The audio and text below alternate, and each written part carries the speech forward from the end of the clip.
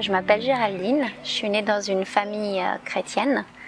J'ai grandi depuis très jeune dans un environnement chrétien, dans des églises. Et donc au fur et à mesure de ma vie, j'ai pas mal voyagé, j'ai été dans différents pays.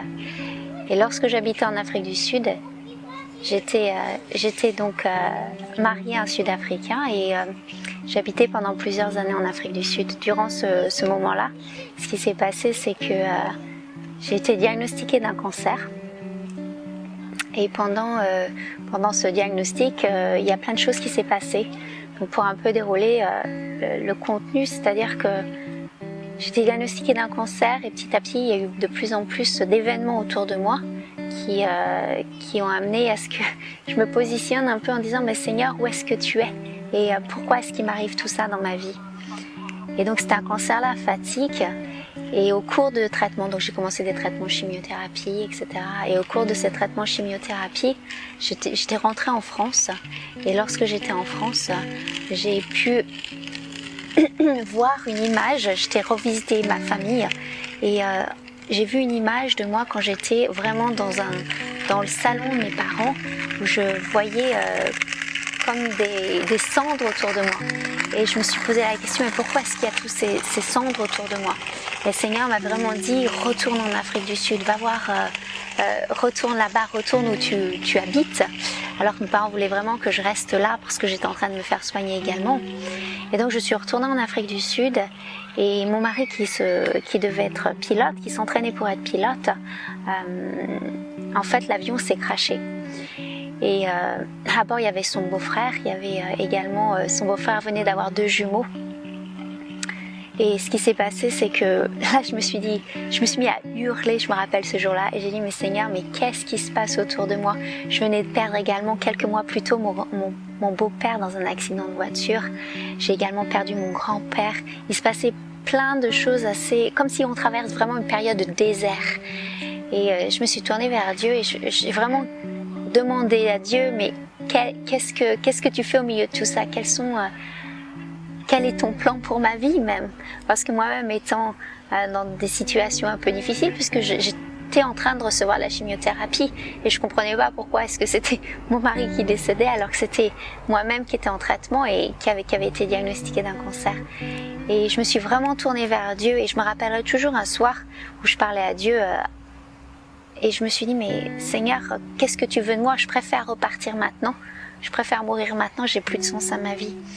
Et je me rappelle très clairement que Dieu m'a parlé de ce verset, qu'il a dit « J'ai mis devant toi la vie et la mort, choisis la vie. » Et je me suis retournée vers Dieu et j'ai dit « Ouais Seigneur, bon, je me retourne, je veux choisir la vie maintenant. » Et le lendemain matin, il y avait un scanner pour le diagnostic de cancer et le scanner était complètement clean, il n'y avait plus rien sur ce scanner.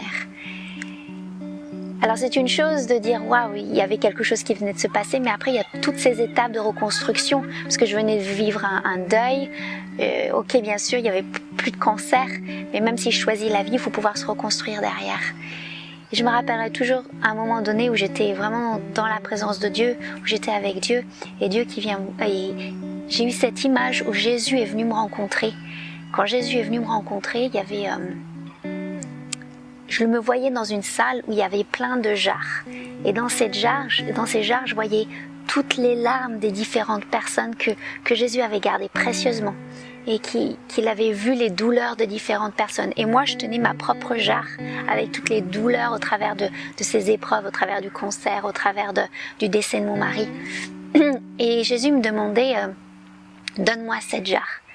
Et c'était un vrai défi de dire ouais Seigneur, je veux te faire confiance et je veux te donner cette jarre, je te la donne. Et c'était comme une discussion entre moi et Jésus. Et au moment où je l'ai fait, ça m'a pris du temps, mais au moment où je l'ai fait, il y a vraiment eu une paix vraiment profonde qui est venue s'installer et comme un fardeau, quelque chose de lourd qui pesait sur moi, qui s'est levé. Et je peux dire aujourd'hui que Dieu est fondamentalement bon. Quelles que soient les épreuves qu'on peut traverser, il nous aime à 100% et il y a rien qui peut enlever ça. Alors aujourd'hui, j'ai une fille et Et je dis souvent, mais je donnerai jamais un poison à ma fille pour qu'elle traverse ça, pour qu'elle apprenne une leçon, pour qu'elle apprenne quelque chose de la vie qui soit dur.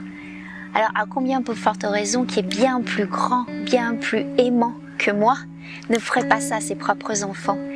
Et les expériences de la vie ne vont pas définir qui je suis, ce qui s'est passé va pas définir qui je suis, quelle est ma destinée.